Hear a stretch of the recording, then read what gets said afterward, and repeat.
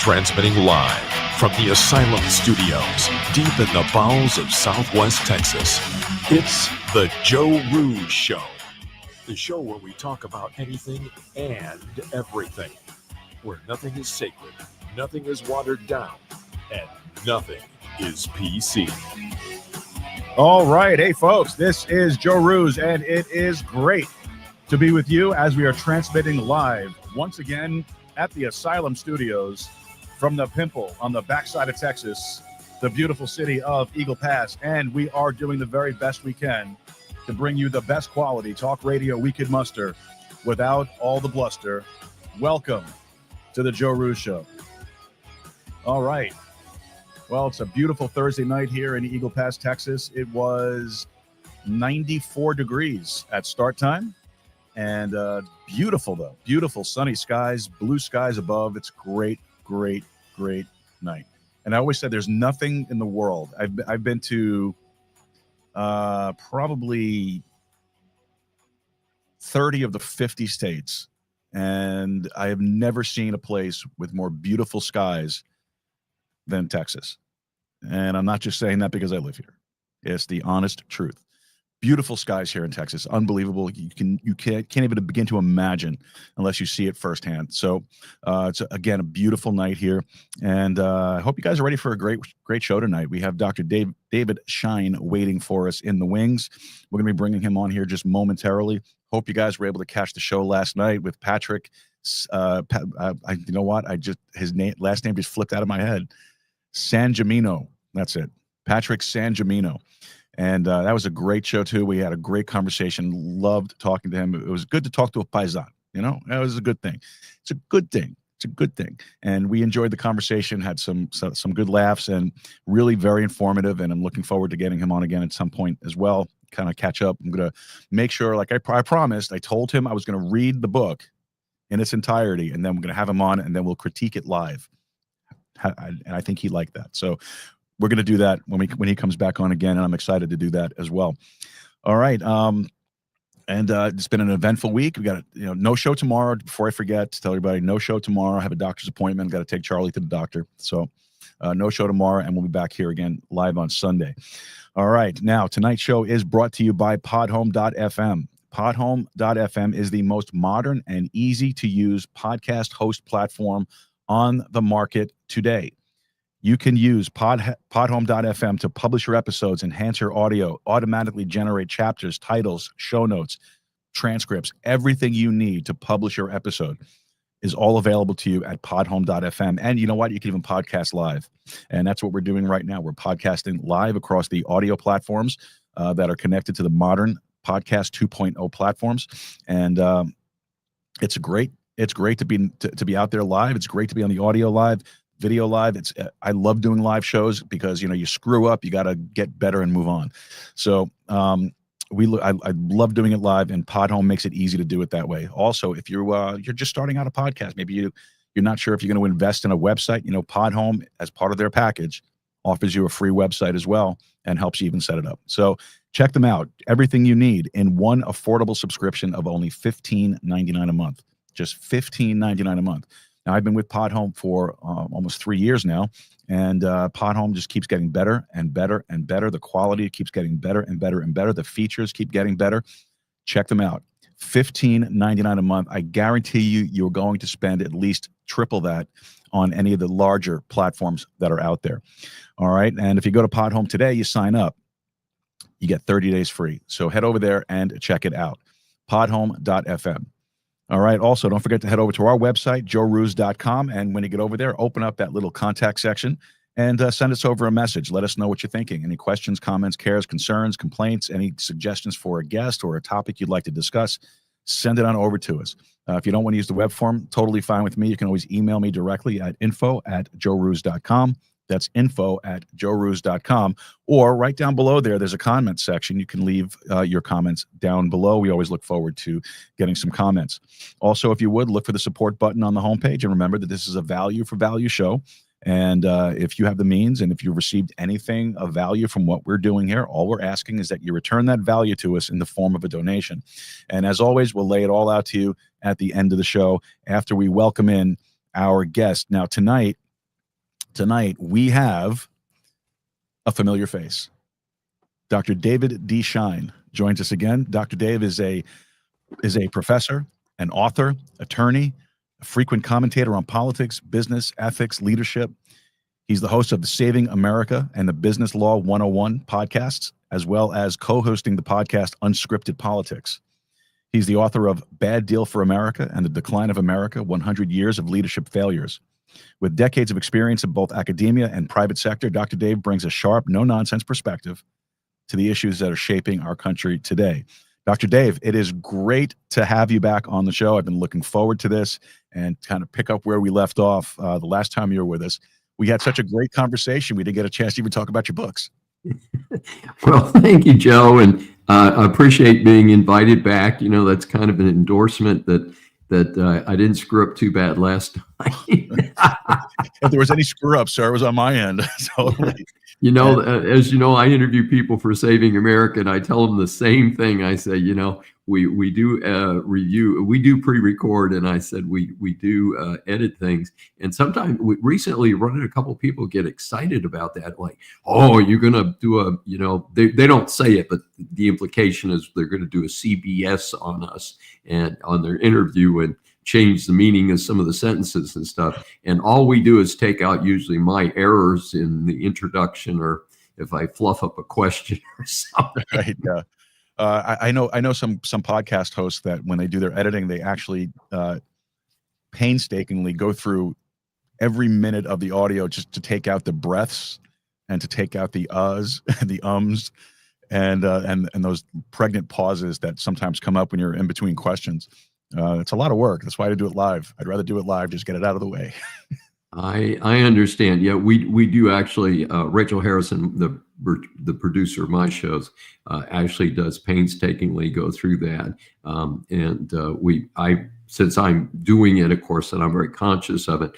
But I got my start in live radio in the early 70s. I was actually on public radio, WHYY FM in Philadelphia.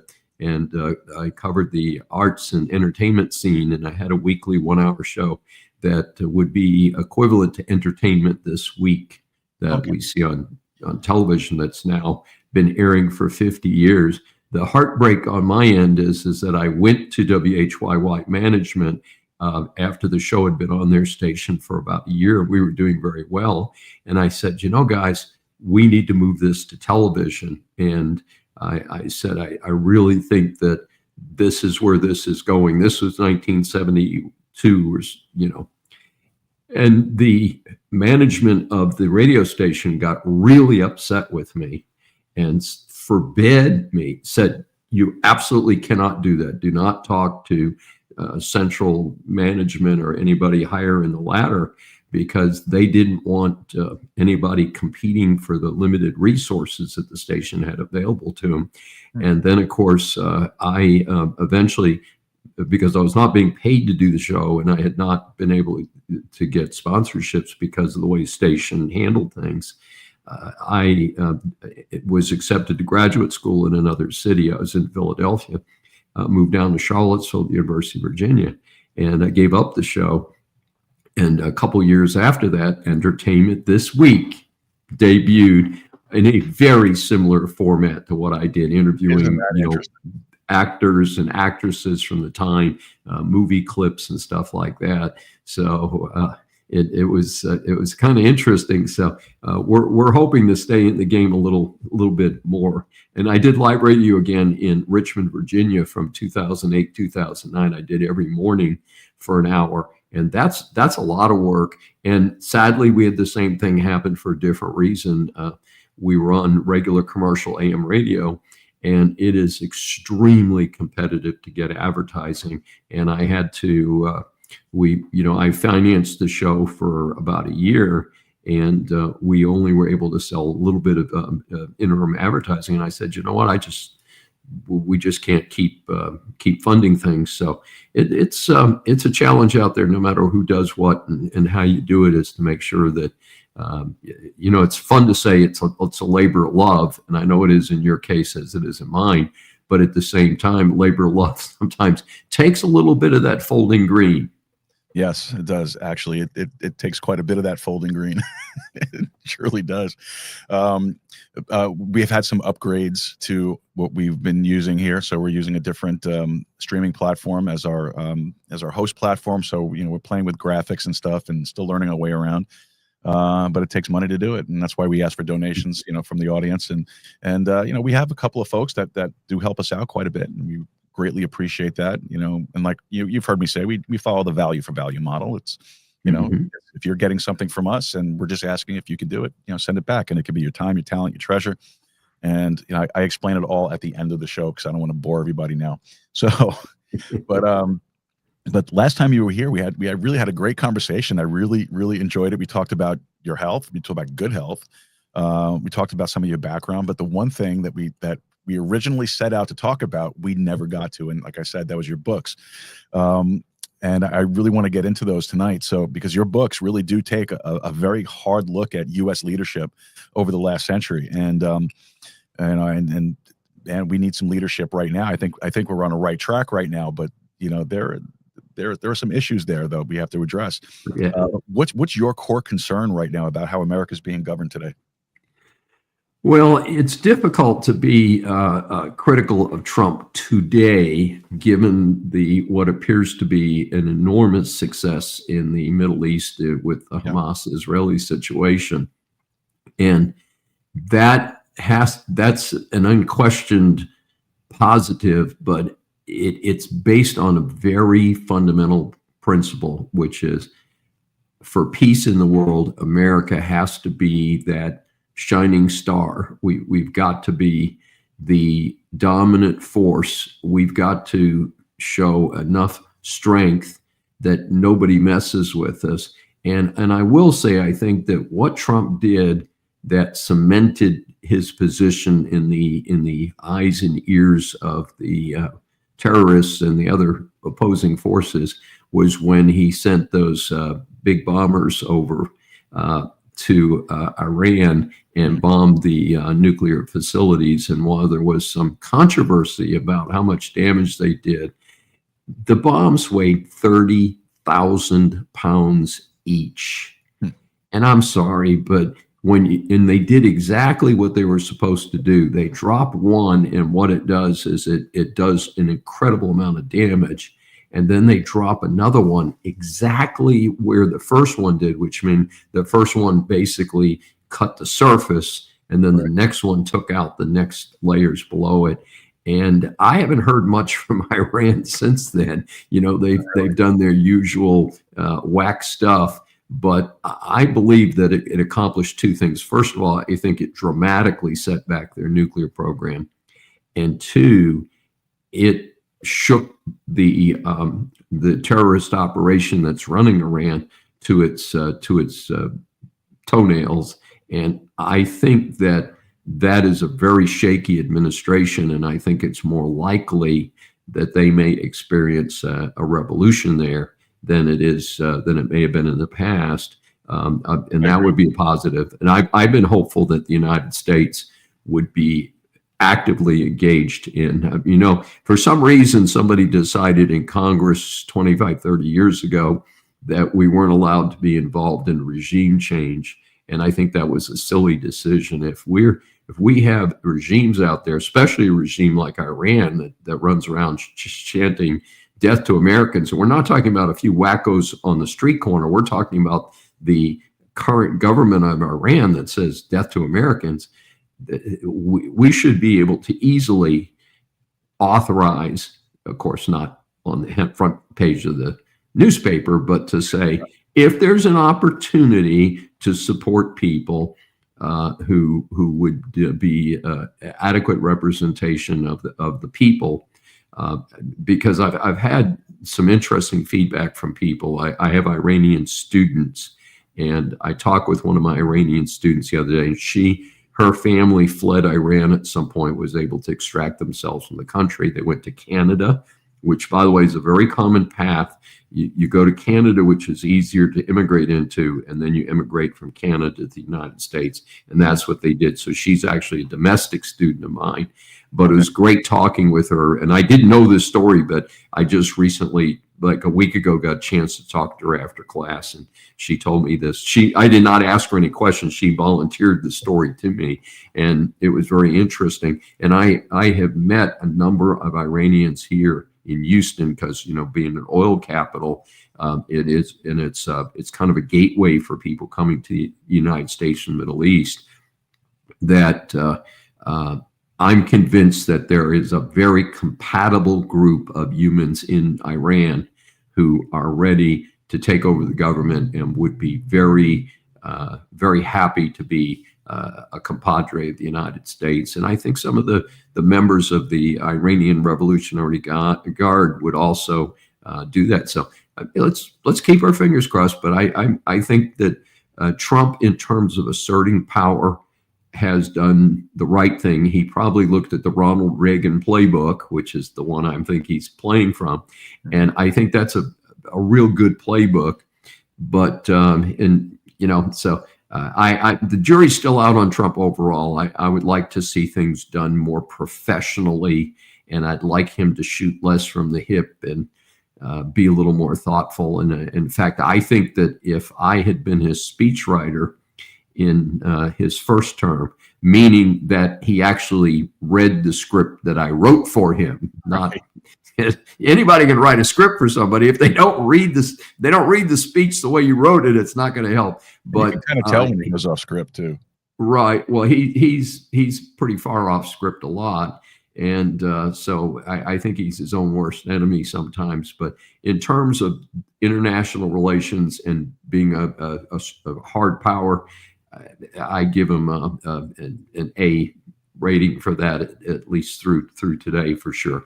Oh, I agree with you, especially after the last 4 years of projecting absolute pure weakness across the world. Mm-hmm. This is refreshing to see, and it should make your chest kind of stick out a little bit as an American to see American power being exerted, for the benefit of the world, not just for yourself. But absolutely, I think though, there is still a lot of work to be done. I'm not thrilled with some of the domestic stuff that's been going on. I would like to see a little more action with these indictments. Well, although we did get some really interesting news today that Letitia James was indicted for mortgage fraud. Let's go. That's great.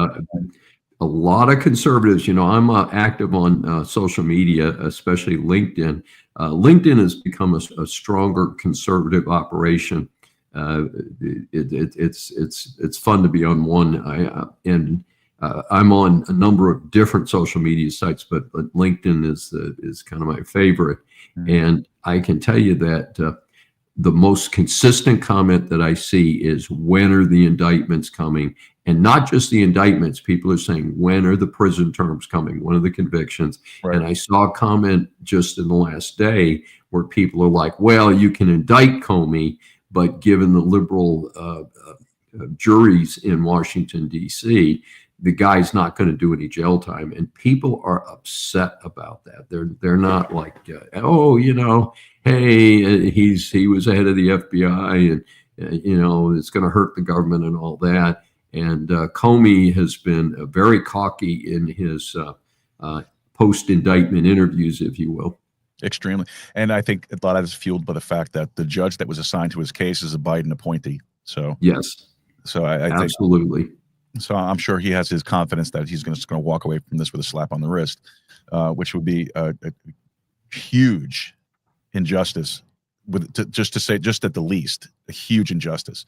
And I will be the first to admit, and I've said it before in other shows, when they first announced that he was going to be indicted in the coming days, I was like, yeah, okay, I'll believe it when I see it. And I had to eat my hat, and I had to come out and say, well, I was wrong. Okay, all right, he got indicted. I'm glad to see that. That was great. But then as soon as I heard it was a Biden appointed judge, and I don't know. I'm not hopeful for anything long term or severe with any kind of sentencing that comes down as a result of the trial. He hasn't even stood trial yet. Have no idea how that's going to turn out. I don't have a lot of confidence right now in the DOJ, to be quite honest. I think, I like what I'm seeing now with these indictments coming down. That's great. That's fine. But I think this should have happened a lot sooner. I'm torn though, because my background, I've done law enforcement work. I've done investigations work, and I know it takes time to build cases. You can't just go, charging in like a bull in a china shop and start throwing people in handcuffs and perp walking them. I get that. You got to build a case first. But I don't know. I'm concerned about things that I read about and I see and I hear about, and at the FBI still. I do believe Kash Patel has the right intention in what he's doing and trying to do. I just think he's still getting those pockets of resistance, not openly, but subtly. Maybe not giving them all the information that they're looking for and such. And I think that's why we're still finding out, they just found all of this information on the 8 Republican senators that were being surveilled by the FBI. All that information was hidden. Whistleblower finally came forward and said, well, you need to be looking here to find it. So they're still getting a lot of resistance. So things are moving slower than you'd like to see. Of course, we'd all like to see the perp walk. We all want to see that. Patience is wearing thin, and I think the American people see that. I don't think it. If you would have asked me the last time we spoke about the American public sentiment on what's going on with the administration right now, as far as all this stuff we're talking about, that the midterms would be in jeopardy, I don't think, even right now, I don't think the midterms really are in jeopardy of Republicans losing control of the House or even the Senate, with the Democrats polling, I think, 16% favorability. Yeah, they're really far down, and they should be, because they are the most anti-American Democratic Party. And I'm old enough to say, I've observed a long period of time, and I was politically interested. And I wasn't politically active. I didn't run for office until I was in my early 30s. Mm-hmm. I did run a couple times in the 1990s, in my early 30s. But in the meantime, I have always been my dad was career military. So somehow that makes you pay attention. And I'm a lover of history. I didn't major in history. I don't teach history, sort of, but I'm very alert to it. I actually talked a little bit about it in this week's Saving America. Talked about how you tie history to certain events, but it is important for all of us to understand, the historical background. And this is basically, there was one of the things to appreciate is that Washington, D.C. is a Democrat / government stronghold. And the problem that Trump encountered, which any incumbent Republican or non-incumbent Republican faces, is that you're going into the enemy camp there. You're going into a place that is heavily populated by lifetime Democrats who will vote, even if the Democrats are doing horrible, stupid things like the current government shutdown, will continue to vote for the Democrat Party because that is where their bread and butter is. That is where their job security comes from. And that is where these bloated agencies have operated. So you can replace Comey and Christopher Wray with Kash Patel, but you still got the same problem: is all of the people that report to them are not in any way interested in being neutral. And it's a great shame. I actually have friends with several former FBI agents, and I emphasize former FBI agents, who are very proud of the fact that they work for the FBI, but are very frustrated and very embarrassed about what has come out about what was happening in their agency. And if you can't trust your own law enforcement agency, I mean, you turn the darn thing into the KBG. Let's look at what they did. And with Comey and Wray, and even the CIA was corrupted. And it's so unfortunate. And I'm hoping that these agencies will do a thorough house cleaning, and I know a lot of that has happened, and then move to be some of the best in the world, which they have the resources to do that. And it's kind of interesting to me because, believe it or not, across the world, supposedly the most effective agency in the entire world is Mossad out of Israel. Mm-hmm.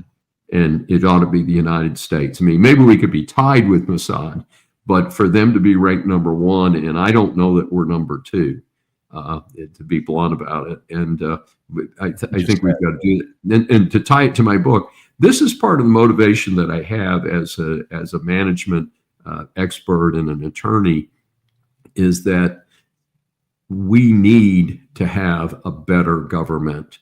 And my point in my first book, Decline of America, 100 Years of Leadership Failures, is that we have succeeded in America due to the incredible hard work and diversity of the American people. We have people from all over the world who have come here to work together to accomplish something that cannot be imagined just 250 years ago. Nobody could have imagined that by bringing the Spanish and the Italians and the Africans and the people from the Far East and putting them all in one place and saying, hey, figure it out, guys, that we've accomplished far beyond any dream anybody. Leonardo da Vinci came up with machines and things like flying machines and submarines and all that.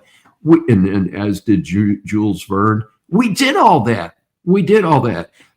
There's an interesting book that unfortunately I didn't write called Freedom Forge, which was about how we won World War II by an incredible production of our industrial establishment. We were making ships every couple days. We were making airplanes every couple days.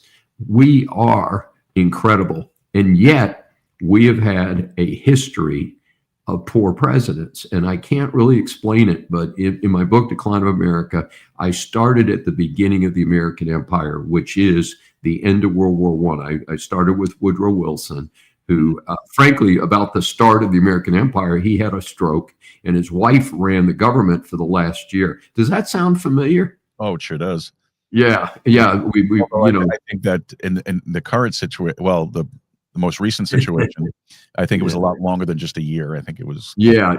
I'd say about 2.5 to 4 years is there. Yeah. And of course, I don't know that Joe Biden, I think personally just simply enjoyed being first lady. I don't think she had any particular concern for the fact that Joe was basically a stuffed suit wandering around. and she was enjoying what she was getting out of it, and I don't think she was concerned about his safety, because she would have pulled it. She would have certainly not let him do that first debate, because clearly it was the type of thing I would hope, if I am that far gone, that the lady in my life would make sure that I didn't have the car keys, if you know what I mean. You know what I mean? At a certain point, sometimes you need somebody to take charge and say, no, this is not going to happen tonight. But we've had a series of underperforming presidents and flawed individuals, and sometimes the government does pretty well. One of the worst case examples is one of the worst human beings I think we ever had in the White House was Bill Clinton.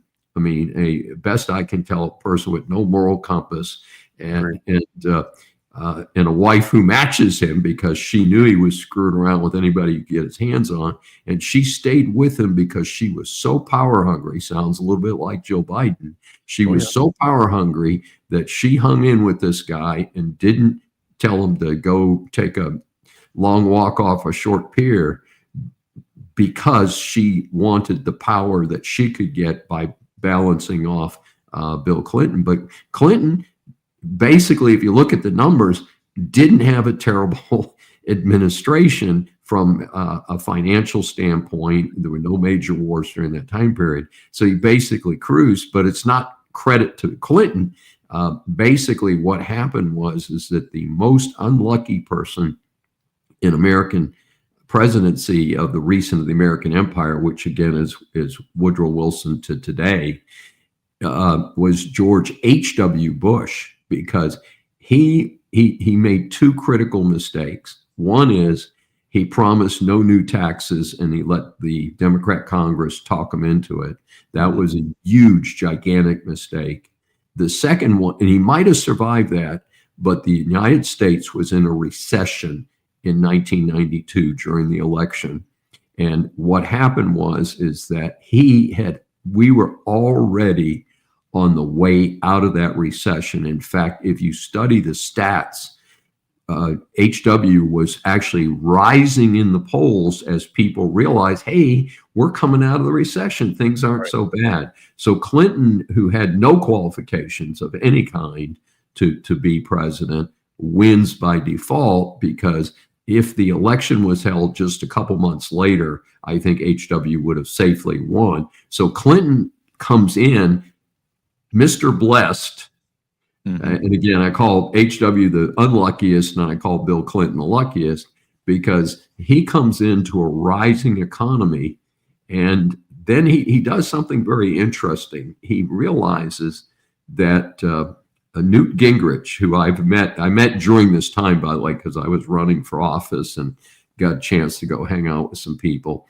And I met Newt Gingrich a couple of times. And when he did the Contract for America in 1994, which meant those people took office in 1995, is part of what helped me write the book was I was tied in with the chairman of Ways and Means, and she was one of his staffers. And so what happened is that I got a chance to see what was happening in the back rooms. I was in inaugurations in 1995.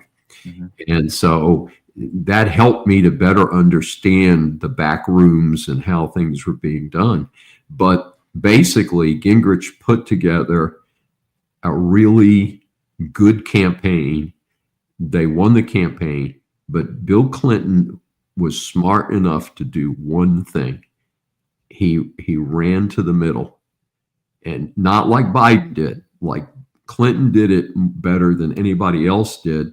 And the most interesting thing is HIPAA, which, by the way, I'm a supporter of the HIPAA legislation, the patient privacy legislation. I think that's good legislation that came out during Clinton.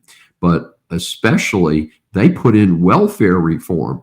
Welfare reform, to me, sounds an awful lot like the Republican dream, and yet it was made possible because Clinton realized that was a key to getting reelected in 1996. So it's just interesting. So he made one really good political decision to go with the Republicans on welfare reform, and he hit the good luck at the beginning of the rising economy, and then his scandals, the Monica Lewinsky scandal and the Paula Jones scandals, came out. They had happened already, but they didn't come out until after he had clinched the '96 election against a guy. And I did meet Bob Dole while he was running for office in '96, by the way. My son and I, who's very young at the time, went to a reception for Bob Dole and got a chance to talk to him. He's a nice guy, but was definitely not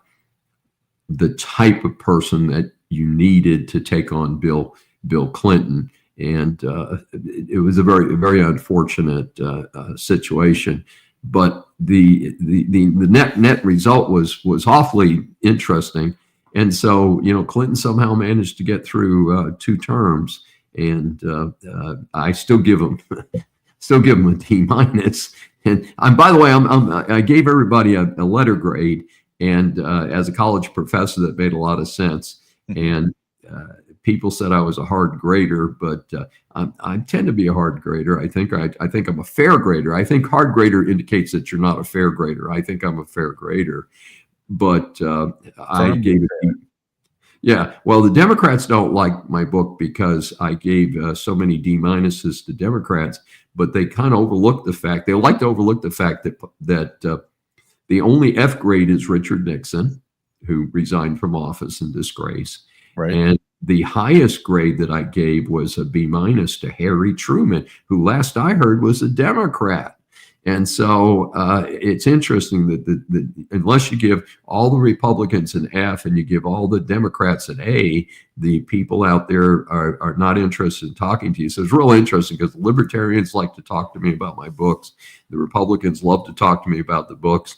And I've never been invited to speak to a Democrat operation, even though the book was like I said, I think we were pretty fair. But I gave Clinton, W. Bush, and Obama all D minuses. What's happening is people say, well, what happened to Biden and Trump? Well, the book was published after Obama left office and before the Trump administration really kicked in. I am working on a sequel.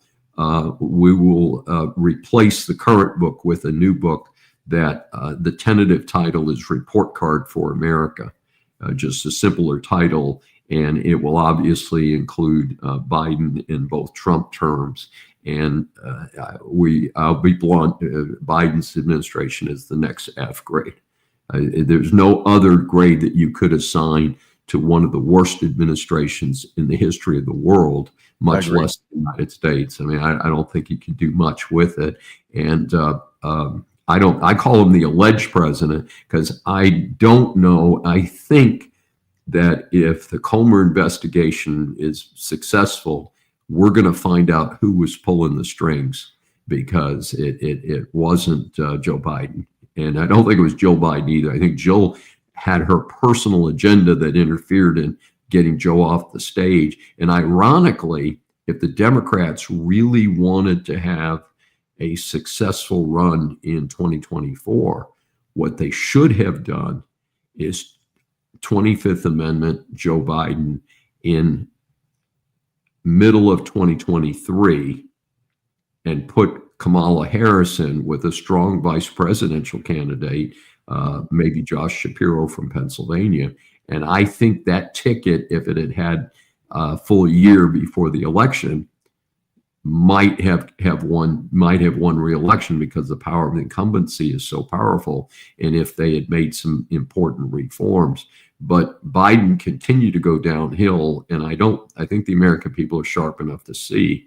And you know that because when you look at the polling today, as you mentioned, the Democrats are polling at such low numbers that the American people have realized that today's Democrat Party, the old joke about it's not your father's Democrat Party.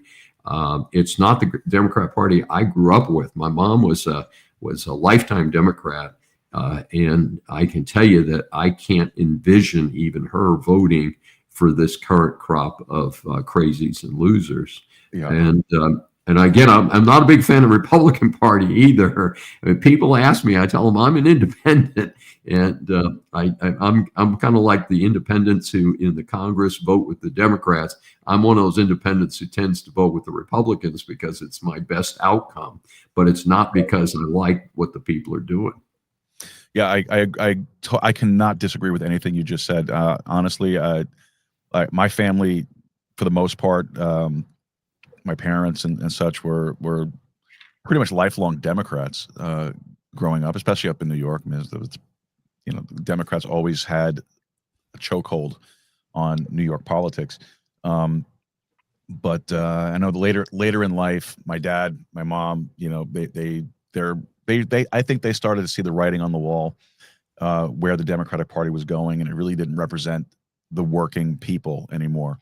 It was all special interests. It was all these far crazy notions and ideas, and I think the more that the Democratic Party embraces that far left loony wing of the party, I can't see them winning any major office at this point. I was surprised that they did win a special election. Man, it just flipped out of my head where that happened. Oh, I know which one you mean, and unfortunately, we may have one coming up right away here in Texas because, as you know, one of the worst people ever in Congress, Sheila Jackson Lee. And people say, don't speak badly of the dead. I don't care. They're not going to come after me. They're not here anymore. I think that, as a historian, you have a right to talk about somebody who was in Congress for 25 years, accomplished absolutely nothing. Yeah. That is the Sheila Jackson Lee legacy. And then ironically, one of the worst mayors that ever was here in Houston was Sylvester Turner. Turner gets elected to Congress and promptly dies. I certainly didn't wish that on him. I didn't wish death on Sheila Jackson Lee either. Let's be clear. I'm not one of those Democrats that says terrible things like that. And but we've got a special election going on, and given the pattern that we've seen, it's awfully difficult for a Republican to get elected in what appears to be a heavily Democrat operation. Now, if they can rearrange the lines, maybe we'll have a better chance. As you know, there was a great deal of controversy about, you and I are both in Texas, a great deal of controversy about the reorganization of the districts here in the state of Texas. And of course, California is threatening to, retaliate. But the thing is that I would hope that we could zone out Jasmine Crockett, who I think is closer to your area than my area. I don't know how anybody in Texas elected that flake, but she's Dallas, I think, right? If I'm not mistaken. Yeah, I'm not sure where she is. Wherever she is, I don't have much use of the people that allegedly voted for her, but I'm hopeful that with the upcoming redistricting, that the district that I just mentioned, which by the way is the district where I vote, that I am in the district and suffered for 25 years with, I won't say what I call her, but just Sheila's district. I'll just say Sheila's district. And we've got a lovely Hispanic lady running as the GOP candidate, but I would say that her present chances are not good, but she may be warming up for a rearranged district for the 2026 election. So let's see. We'll have to see what happens there. I'm tracking. I know you came from New York, and I actually have lived up in the Northeast, but Virginia is my adopted home state, as I say. And I'm tracking that race, and I really like Winsome Earl Sears, the current lieutenant governor. Yes. And I'm surprised that she's trailing a horrible candidate in Spanberger. You've got Winsome Sears is a former military officer, African-American, beautifully spoken, sharp as a tack, and against a crud like Spanberger, And then the lieutenant governor candidate for the Democrats is so weak that there's a coalition of Democrats who have switched over to support Reid, who is the Republican lieutenant governor candidate, over somebody named Hamasi, and I don't know much about that person other than their whack job. And then to add to the coup de grace, you've got this clown. I think his name is Jay Jones, who in 2022. Now we're not talking the days that he was in the military and he had PTSD or something. This guy in 2022 is stupid enough to send a text message to a GOP legislator, threatening the GOP Speaker of the House. And he said he wanted to put 2 bullets in him. And to add in, if that isn't stupid and awful and terrorist enough, said he'd like to see his children murdered in their mother's arms.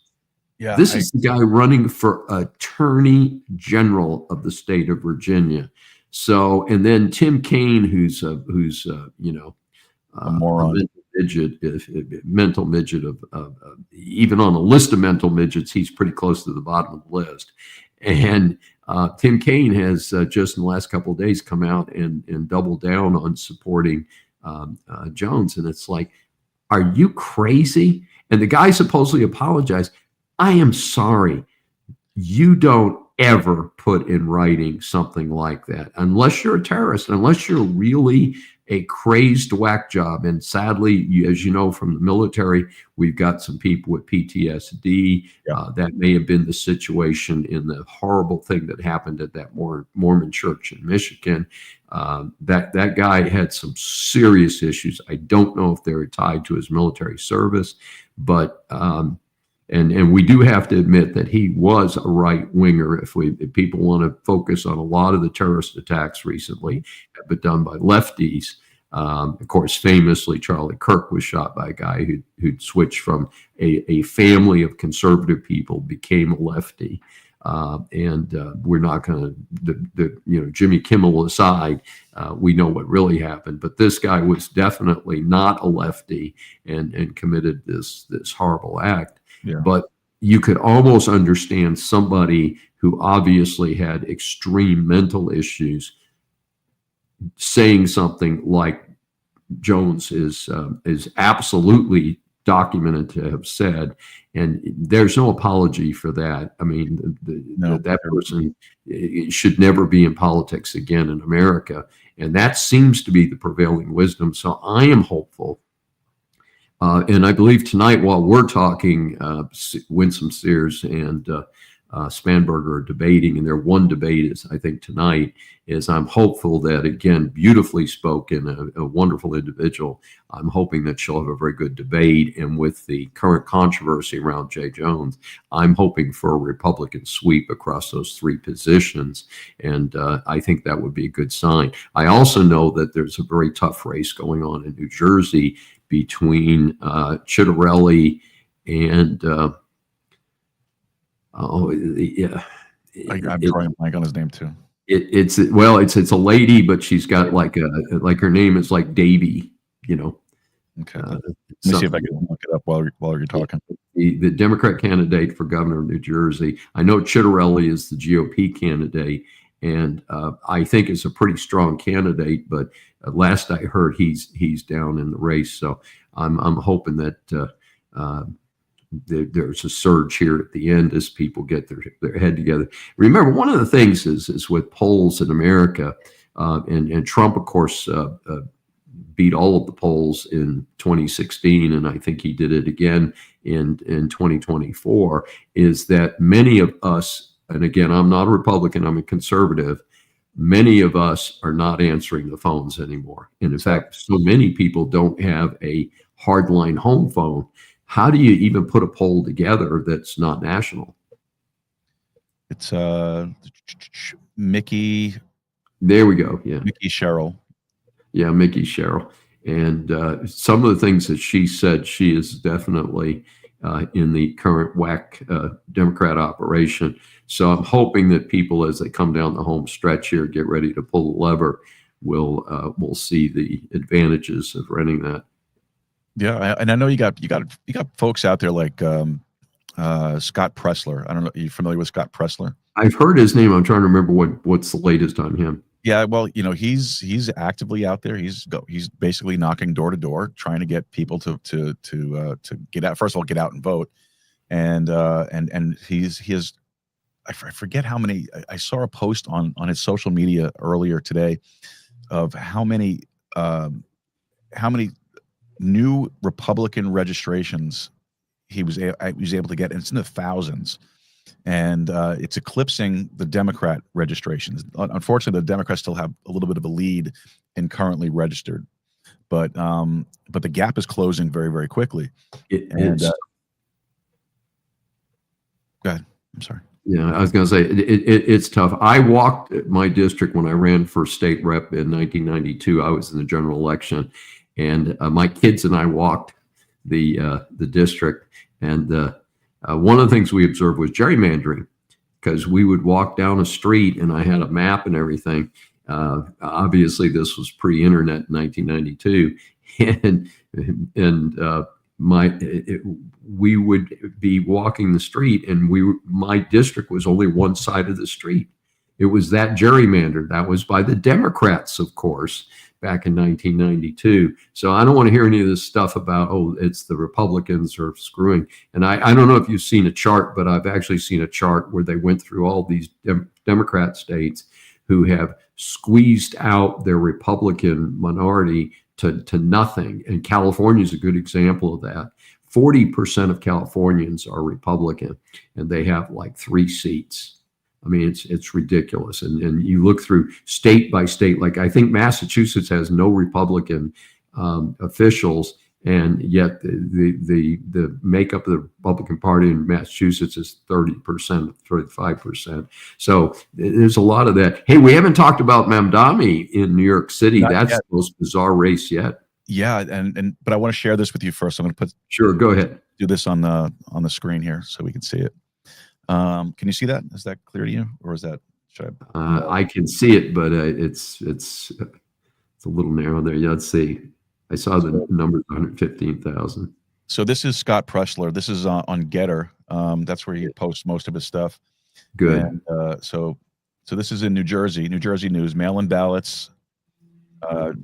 Democrats are at 135, 856, 50,100, and I forgot what the yellow is. Probably independents.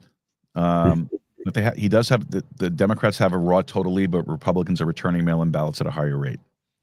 Yeah, excellent. And this guy is all over Pennsylvania. He's all over the place. New Jersey, he's everywhere. And the impact of Charlie Kirk could be a real ringer in this election, because much of the surge took place.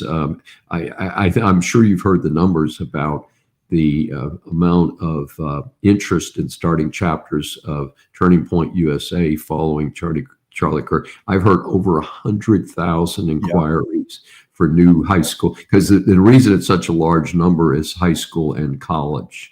Yeah, I've heard that too, which is not just college yet. Which is great. It's that needs to be. There needs to be more Charlie Kirks out there. The one thing the Democrats always love to complain and moan about is, there's no dialogue. We're not talking. We need to talk about things. But yet, when you go out there and you talk to them about these are the things that they resort to. Yes, and that's the thing with the Democratic Party as well. It's become the party of violence, the party of death, the party of murder. This is, like you said, this is not your parents' Democratic Party anymore. This is, I don't know what you would call this. Well, it's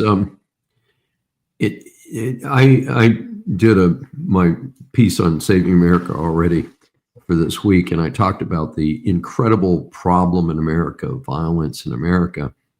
And again, you can't blame it on just one party, but we've got a societal problem of violence, and we've got to figure out a way to calm it down. but certainly the rhetoric of the different people, including somebody like Hillary Clinton, who supposedly was going to make a statement to that we needed to settle things down, and then she finishes the short statement by saying, "Oh, we got to get rid of those whack right winger." I mean, it's like, hey, you're just trying to get your name out there because nobody cares about you anymore. I mean, talking about somebody crashed and burned. She's crashed and burned. She and Chucky Schumer and Joe Biden are the three biggest crash and burns that I've seen in the last 12 months. I agree with you. And which actually leads to something that we had talked about the last time, talking about term limits. Yes. In Congress. There needs to be term. Someone like Chuck Schumer. We're desperate. I remember Chuck Schumer from. I think I was the first election I was able to vote in was for Ronald Reagan. I think on a second term. That was my first. That was the first time I was able to actually vote. And Schumer was in elected office then. And so it's getting to the point where. Didn't we have somebody here in Texas who was actually living in a nursing facility? Yes, I don't recall who, but there was somebody who was running for office out of a nursing home facility, and we've got to end that. As you know, it's a great transition because my second book, my Decline of America, was released in early 2018 on President's Day on purpose, and then Bad Deal for America was released on President's Day 2022, and it examines the Congress of the United States, and it's an open appeal for term limits. And I feature first of all, the first third of the book is how much money and resources that these people have available to them, because they're always poor mouthing. Oh, we don't get paid enough, and it's very expensive to have a house in DC and a house in our district and all that. And it's all malarkey.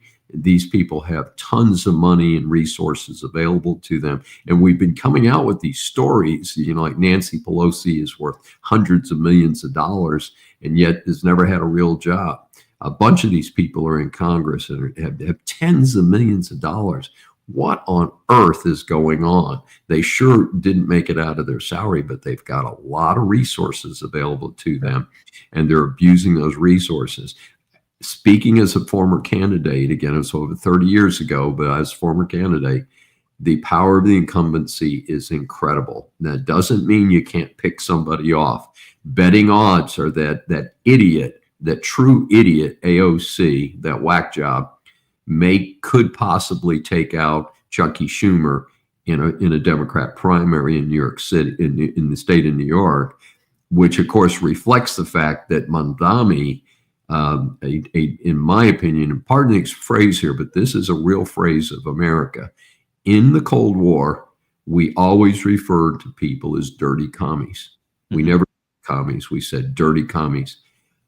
I'm bringing that term back on purpose because when you see a dirty commie called Putin over there in Russia deliberately bombing civilians night after night after night, he can't win a war.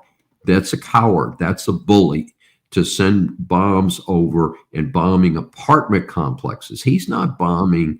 He's not trying to win the war. In fact, the battle line in Ukraine has basically been about the same for 2 years. The Russians jumped in there. They made a lot of progress, and they've stalled out. And now they're resorting on basically what we call terrorist tactics of killing civilians. And you know what? I think every time they kill 5 civilians, it makes the people of Ukraine even more committed to making sure that they don't give their country up. I think it has exactly the opposite effect. And that is the one battle that Trump hasn't solved yet. But since he appears to have solved Hamas, Israel, I think all of the resources will be there. And what I think is going to happen is they're going to give more long-range weapons to Ukraine to start causing more civilian casualties and more infrastructure damage in Russia. And I think at some point, one of the people wandering around the Kremlin is going to put a bullet in Putin's head. I'm not trying to be violent. I'm just saying that we all know that when you have people like Putin, there are things that happen to them. And of course, Putin, famously, the one guy that he didn't like a couple years ago, his plane crashed. Magically, his plane crashed. And so what a coincidence. People who act like Putin oftentimes go down like he has done to others. And so I think if enough damage is done to Russia and its infrastructure, that people might decide, well, if you're going to be dictator for life, maybe we should change leadership here. And you know what that implies if you're a dictator for life. So it'd be interesting to see what happens there. But the book, the first third of the book anyway, is about how much money and resources they have available. Believe it or not, that was the hardest part of the book, because it's so hidden how much they have available to them. Like they have, like, each time they get reelected, they get a $250,000 furniture allowance. I've got a conference room table upstairs that I've owned that was used when I got it, and I've had it since 1992 or 93. Okay. Yeah. This is what I'm saying is you don't need to buy $250,000 worth of new furniture. And I've been in the congressional office building. I used to have a kind of an open pass to run in and out of the congressional offices. That's not easy to do today. This was, I was there for 9/11, but most of my access was prior to 9/11. Obviously, there's much better security today. Sure. And I'm not exactly your classic security risk. You know what I mean? I don't think I qualify as some crazy terrorist, but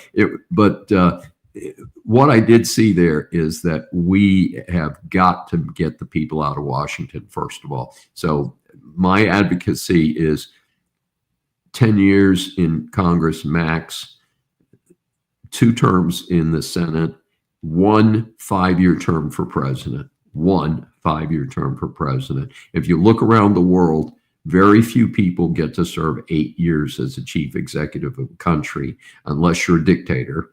And the president spends half of his first term running for office to get reelected, and then half of his second term trying to save his legacy by getting his picked successor elected to replace them and to find their presidential library. So I think a 4 or 5-year term for president would be eminently practical and would be a lot smarter. And people say, well, don't you think Trump's doing a better job in his second 4 years? Yeah, I think it's only happened once before in history that somebody served in the presidency and then came back and did it again. And I'm not super worried about that situation. But in fact, the reason that there is an open race in Virginia is because Youngkin cannot succeed himself. But I'd like to see more policies like that where we really crack down. I'd like to see all of the people in Washington required to live full-time in their districts, where the people that have elected these clowns have access to them 24/7, not having to write through 50 staffers to say, oh, hey, I need, Chucky Schumer to put the government back open and stop screwing around. Mm-hmm. How do you get that to Chucky Schumer? Well, I think if he was home in New York and people could go talk to him and tell him what a crud he is, I think that might have a little bit more impact. And my proposal is that we build a big dorm or buy a couple of those old hotels in Washington and turn them into dorms. And when you do have meetings, every few months in Washington, you stay in a dorm room. I'm willing to pay for that. I'm not willing to keep paying for houses for people to live there. And these folks it's just not a sustainable system. And I hold that part of the responsibility. By the way, my next book is a big deviation from this. I'm writing a book about my college experience. I mentioned WHYY when I was on the radio. Right. I was visible enough that I ended up starting an arts management agency. So I had my own business in college and was on the radio, and I got to meet a lot of celebrities as somebody doing entertainment coverage. And that book is called A Cheap Education, and that is hugely behind. I mean, I'm like, a year and a half behind where I was because everything else is kind of taken over. But I have outlined another book behind that, which has got one word. It's only a one-word title: Failure. And it's a study of the bureaucratic state in the United States. That's interesting. I like that. And some of the examples are Katrina and the fires in California and some of these things like that. What is our government doing for us? $37 trillion national debt, the incredible loss of life in Katrina. What is our government really doing for us? And so it's not just that we're spending all this money and people keep saying, oh, but you've got this thing that you need that we didn't get because of this. But I think our federal government needs to do a few things and do them really well. Right now, they're trying to do everything and doing it really badly. Even stuff that you would think would be axiomatic to a country that has been so successful technologically is, I understand that one of the reasons that Newark Airport was having so many problems is that the controller for Newark Airport is at Philadelphia Airport. Don't ask me why. This is the report I heard. And we had this horrendous incident where a military helicopter, part of the United States government bureaucracy, flew up into the bottom of a landing, a commercial airliner and killed a bunch of people. Inexcusable. A recent, blatant, ridiculous failure of the bureaucratic state in America. Should never have happened. But part of the reason it happened is we are not doing a good job of running our military. It was a military helicopter that hit it. And we're not doing a good job of running our air traffic system. Let's run the national highway system, air traffic control, border patrol, national defense, currency. Other than that, I can't think of a single reason. We don't need a Department of Education. I don't even feel that we need a Department of Interior, because you know what? We got 50 states in the Washington, D.C. I think they can run themselves. I mean, they can run street sweepers. They can decide if you're going to have pollution in your water. I don't think we need to have this gigantic, wasteful, horrible bureaucracy. And that, of course, ties in because part of what supports the bureaucracy is the fact that we don't have term limits. So we don't have people in there asking questions. And by the way, that's a bipartisan observation. I hold both parties responsible for the failure to put in term limits, and I hold both parties responsible for the mess that our bureaucratic state is, because both sides gain from having this crazy, inefficient system that we have. So I want them to go home, work from their home districts. We've already proven they can do that during COVID. And what I observed, because I was in DC and I had the run of some of the office buildings and stuff, is Bill Archer, by the way, was the chairman of Ways and Means he was elected in the 94 sweep by Newt Gingrich, and I was tied to his staff, not member of staff, but tied to his staff in a personal way. And so when he was sworn in as chairman of Ways and Means in January 95, I was at that swearing in, and it was a very elegant event. Where did all that stuff come from? Lobbyists. Of course. Yeah, and all that. And then, people who they actually work for, not the American people. Right. And when he finished his term out in the year 2000, he stayed in Virginia. He didn't come home to Texas.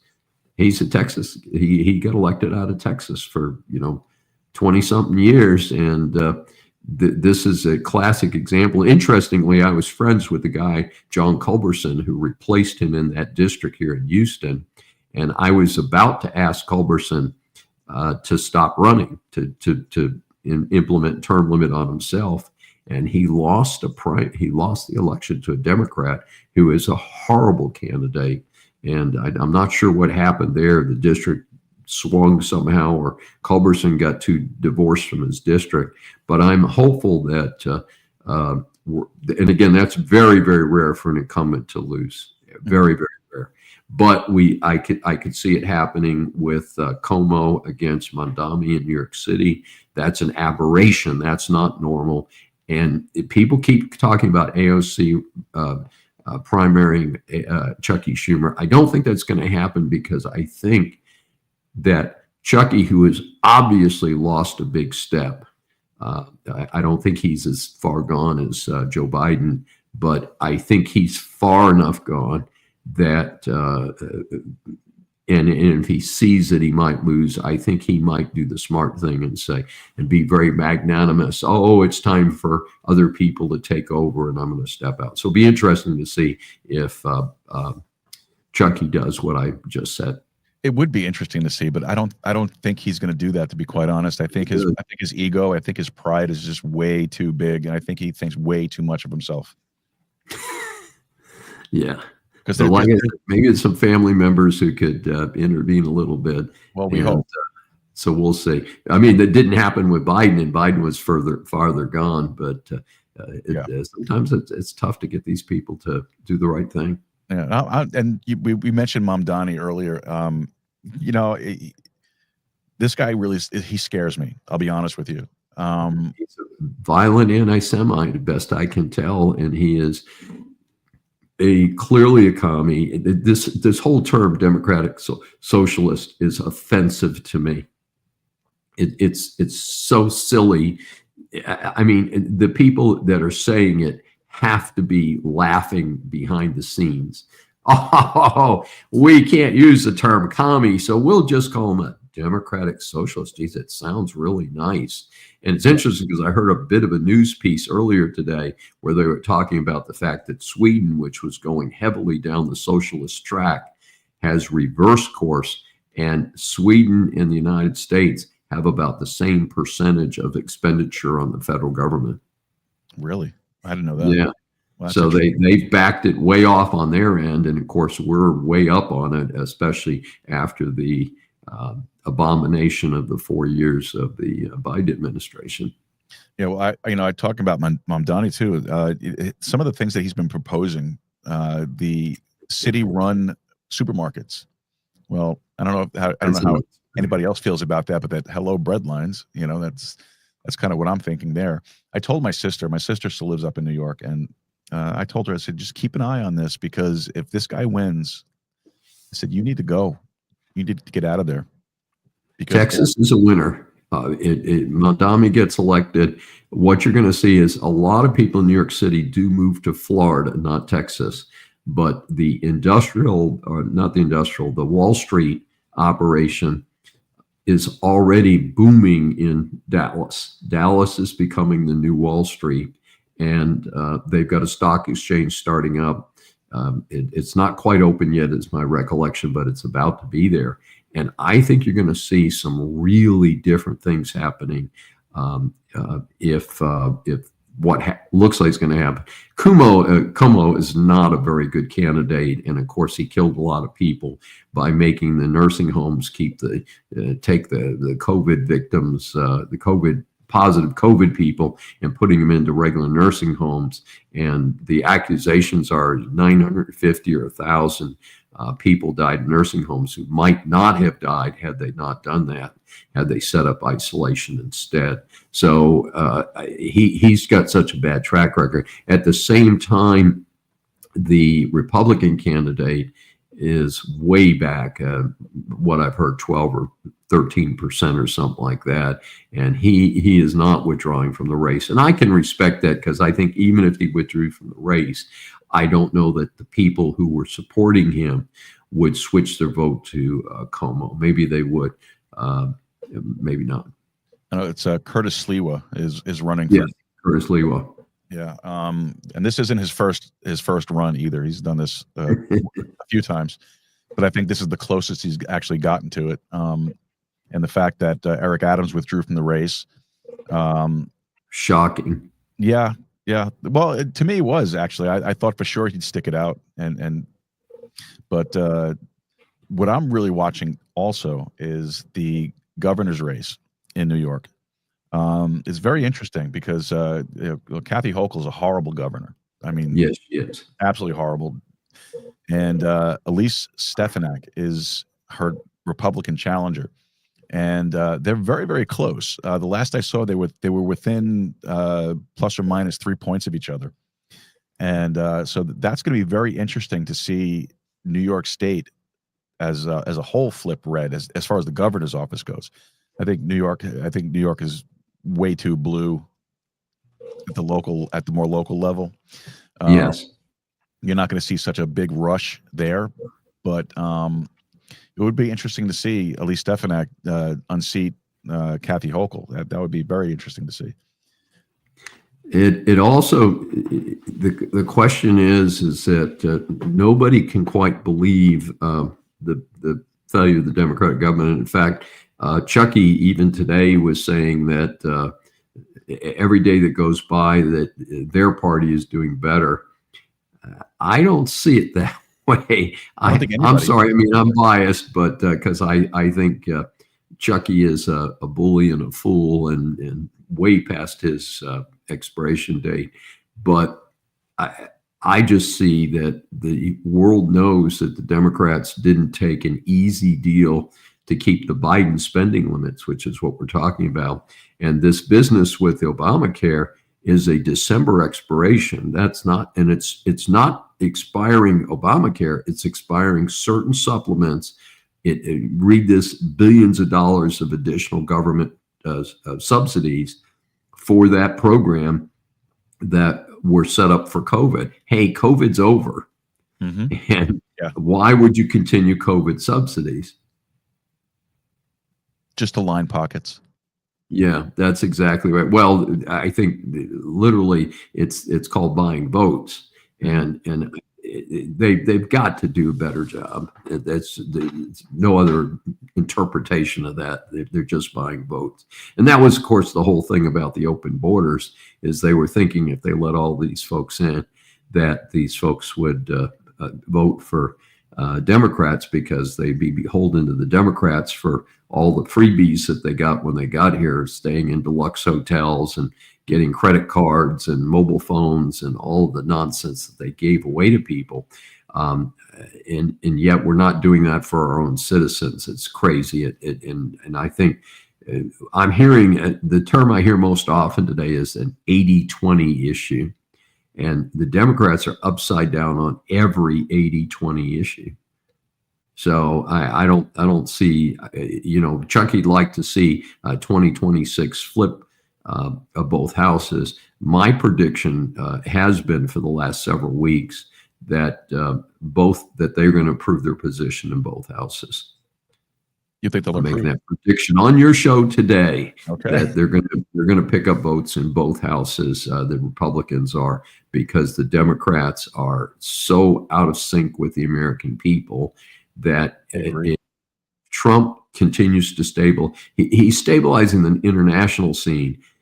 We need a parallel stabilization. In other words, the stock market's doing fantastic, and the projections are it's going to keep doing that, which I find interesting.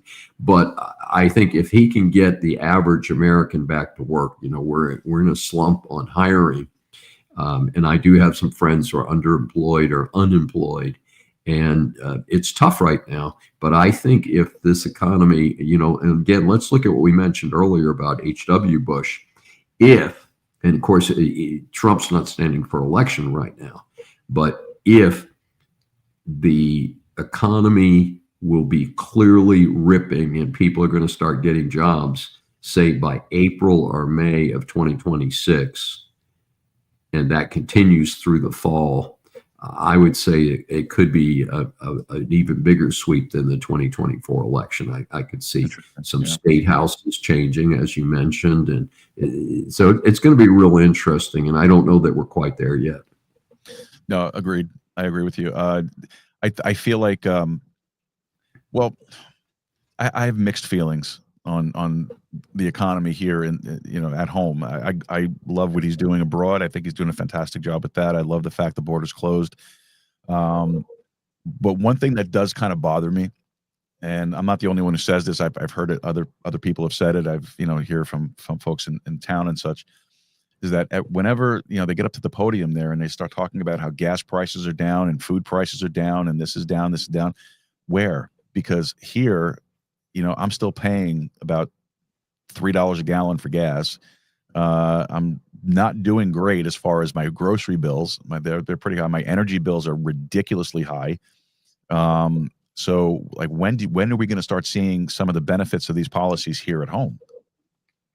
Yeah, well, I agree with you, and that's why I say the job market needs to pick up sharply before the midterm elections, and we need to get things going. I will say that I'm paying $2.44 for gasoline at Costco here in Houston, around that corner from my house, and I've noticed that there have been some price drops. Eggs, which were very, very high, have come back out of the stratosphere. Wheat. I'm a health nut, as you know from my previous appearance, so I eat all whole wheat products. Whole wheat bread has dropped about $1 a loaf in the last year or so, and so we are seeing some relief. At the same time, due to tariffs, coffee is sky high, and most Americans like to drink coffee. Tea is high also, I guess, because coffee's high, so it makes sense they charge more for tea also.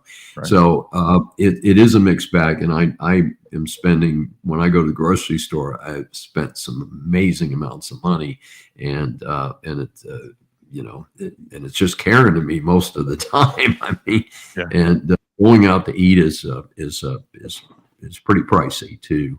A lot of the restaurants that I eat at, just get a nice lunch or a quick dinner or something. Everything on the menu's got a couple dollars added to it, and they're not recovering all of their costs even at that point.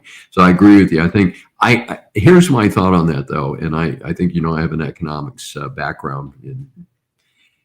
We are not going to see prices go down much. Gasoline is a little bit different. It's an internationally traded commodity, and the barrel of oil is trading at $62 a barrel. That's been pretty consistent, and I think that's a pretty competitive price for gasoline.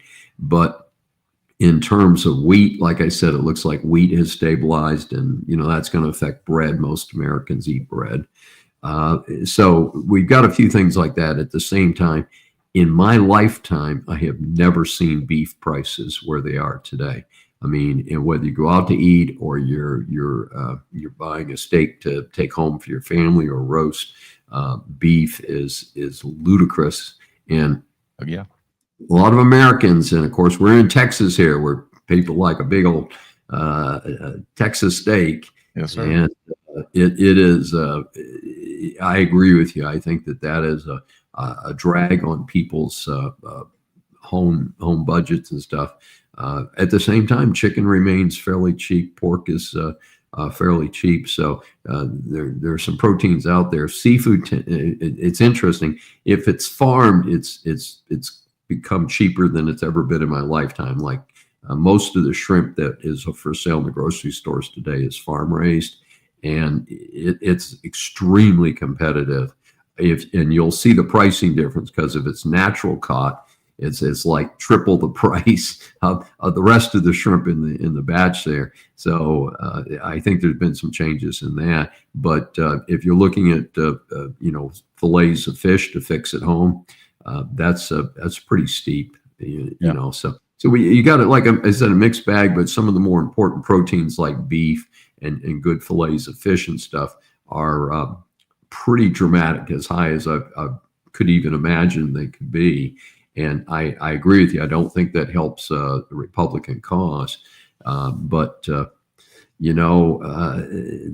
Democrats got in a little bit under Obama, and people realized that it got worse, not better. And then they elected the Republican House, and then the Republican House and Senate. So in other words, you might have if the 2026 comes in and things don't get better, if the Democrats pick up some seats at that time, they may find themselves bounced out again in 2028. So we'll have to see what happens.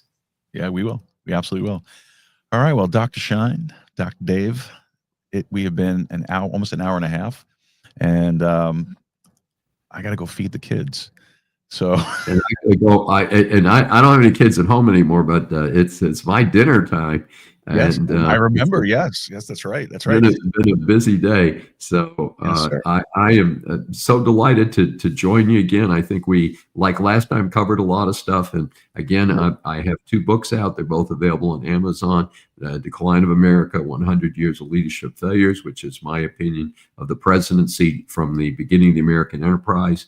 The leadership in the world, which really began with the end of World War II with Woodrow Wilson, and the second book, which is basically a strong push for term limits. And it's tongue in cheek because we feature 26 Republicans and 26 Democrats saying the dumbest things possible.